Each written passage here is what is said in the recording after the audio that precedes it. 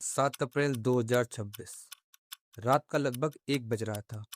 एक बीएसएफ जवान जो खुद देश की बॉर्डर पर खड़ा होकर हमारी रखवाली कर रहा है, उसके अपने ही घर पर एक रॉकेट आकर गिरता है। घर में सो रहे 2 छोटे बच्चे, एक 5 साल का बच्चा और एक सिर्फ 6 महीने की बच्ची ऑन द स्पॉट मारे गए। उनकी माँ आईसीयू में जिंदगी और मौत से लड़ रही है। दोस्तों, ये कोई वॉर जोन नहीं है, ये अपना मणिपुर है। लेकिन क्या ये सिर्फ एक लोकल अटैक था? नहीं।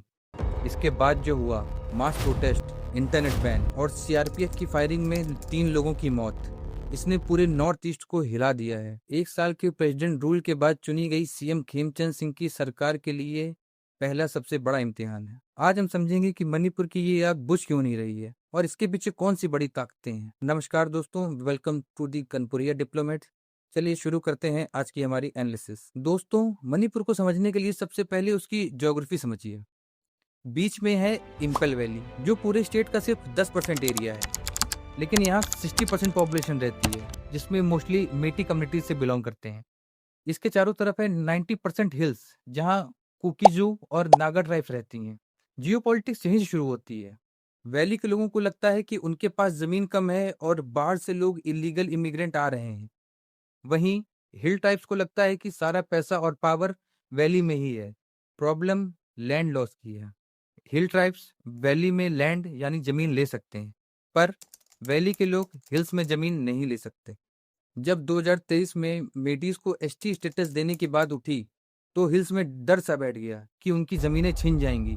यानी यहीं से शुरू हुआ ट्रस्ट डेफिसिट। यहीं से मणिपुर जलने लगा और एक इनविजिबल वॉल बन गई।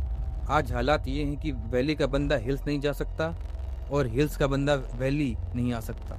ये इंटरनेशनल डिवीजन भारत की नेशनल सिक्योरिटी के लिए एक बहुत बड़ा रेड फ्लैग है। लेकिन आज जो रॉकेट चल रहे हैं वो लोकल कॉन्फ्लिक्ट्स में नहीं बनते। यहाँ आती है फॉरेन जियोपॉलिटिक्स। 2021 म्यांमार में मिलिट्री कूप हुआ, जिसके बाद वहाँ सिविल वॉर छिड़ गई। म्यांमार की जनता अपने ही लोगों पर बॉम्ब गिरा रही है। नतीजा, हजारों रिफ्यूजी मणिपुर में घुस रहे हैं। जियोपॉलिटिकली ये एक डेमोग्राफिक वार बन चुका है। भारत सरकार ने एफएमआर यानी फ्री मूवमेंट रिजीम को खत्म कर दिया है। यानी अब बॉर्डर पर फेंसिंग होगी और कोई बिना वीजा के बॉर्डर क्रॉस नहीं कर पाएगा। लेकिन 390 किलोमीटर की पहाड़ी बॉर्डर को फेंस करना इतना आसान भी नहीं है।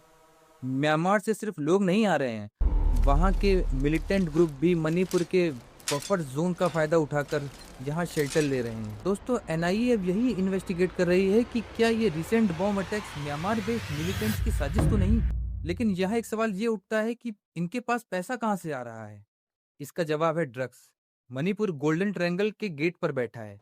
म्यांमार में अफीम की खेती रिकॉर्ड तोड़ हो रही है। जब स्टेट में इनस्टेबिलिटी होती है तो ड्रग्स कार्टल्स एक्टिव हो जाते हैं। नार्को इंसर्जेंसी का मतलब है कि ड्रग्स बेचो और उस पैसे से हथियार खरीदो। और इस सब के पीछे एक बड़ा साया है चाइना। दोस्तों, चाइना का हमेशा से मोटिव रहा है कि इंडिया अपने चिकन स्नैक के पास उलझा रहे। अगर मणिपुर अनस्टेबल रहेगा तो इंडिया अपनी फोर्सेस को चाइना बॉर्डर से हटाकर इंटरनल सिक्योरिटी में लगाएगा। एक्सपर्ट्स का मानना है कि चाइना इनडायरेक्ट तरीके से म्यांमार के रास्ते मणिपुर के मिलिटेंट ग्रुप्स को सपोर्ट कर सकता है, ताकि भारत की एक्ट ईस्ट पॉलिसी फेल हो जाए। इंडिया चाहता है कि मणिपुर हमारा gateway to South East Asia बने। हम एक हाईवे बना रहे हैं जो मोरे से होते हुए थाईलैंड जाएगा। हम कलाडन मल्टी प्रोजेक्ट पर काम कर रहे हैं। लेकिन जियोपॉलिटिक्स का कड़वा सच ये है कि ट्रेड फॉलोज पीस। जब तक नेशनल हाईवे 2 ब्लॉक रहेगा, जब तक मोरे में कर्फ्यू रहेगा, तब तक कोई इन्वेस्टर वहां इन्वेस्ट नहीं करेगा। तो यहाँ हमारा सोल्यूशन क्या कहता है? इन 4 पॉइंट्स पर फोकस करेंगे। पहला, इमीडिएट डिसआर्मेंट। सेंट्रल फोर्सेस को तुरंत न्यूट्रल होकर मैसिव स्केल पर हथियार जब्त करने होंगे। दूसरा, म्यांमार बॉर्डर फेंसिंग और ड्रोन सर्विलांस को वॉर फुटिंग पर कंप्लीट करना होगा, ताकि स्मगलिंग रुक सके। तीसरा, अफीम के खेत जलाने के साथ साथ हिल कम्युनिटीज को ऑर्गेनिक फार्मिंग के लिए सब्सिडीज देनी होंगी, वरना गरीबी यूथ को वापस हथियार उठाने पर मजबूर कर देगी। और आखिरी, स्टेट को तोड़े बिना हिल डिस्ट्रिक्ट की काउंसिल को डेवलपमेंटल और फाइनेंशियल ऑटोनॉमी देनी होगी, ताकि वो अपना विकास खुद कर सकें। दोस्तों, मणिपुर का दर्द सिर्फ एक स्टेट का नहीं, पूरे देश की सिक्योरिटी का मुद्दा है। जब तक रूट कॉज सॉल्व नहीं होंगे, ऐसी घटनाएं दरवाजा खटखटाती रहेंगी। आपको क्या लगता है, इस पीस प्रोसेस का सबसे बड़ा ऑब्स्टेकल क्या है? कमेंट करके ज़रूर बताइए। इंडियन डिप्लोमेसी और जियोपॉलिटिक्स की ऐसी ही अनफिल्टर्ड एनालिसिस के लिए दी कनपुरिया डिप्लोमेट को अभी सब्सक्राइब करें। जय हिंद।